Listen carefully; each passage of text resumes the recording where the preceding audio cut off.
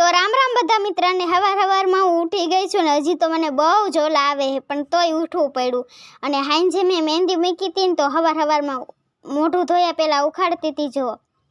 મને બહુ તણાતી હતી ઓલો કોણ હતો જે તાત્કાલિક કલર આવી જાય પણ મેં તો હાંજે મૂકી હતી એટલે મસ્તીનો કલર પણ આવી ગયો છે અને ભૈયામાં કુદરતી પવન આવતો હતો એટલે હોવાની કાંક મજા અલગ પંખાની નો જરૂર પડે એવો કુદરતી પવન આવતો હતો એટલે હોવાની બહુ મજા આવતી હતી એટલે પહેલો તો નીંદર નતો ઉતારતો અને ઓલી બાજુ છે ને ઢેલ આવી છે બે ન્યા હે ને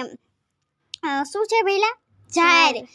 છે ને ચણવા આવી છે બે ઢેલો અને અહીંયા અમારા માલ છે જે સવારમાં ખાય છે લીલું ઘાસ અને મેં તો હવારમાં મોઢું પણ નહોતું ધોયું એ પહેલાં હે ને વિડીયો ઉતારવાનું શરૂ કરી દીધું જોઈ લ્યો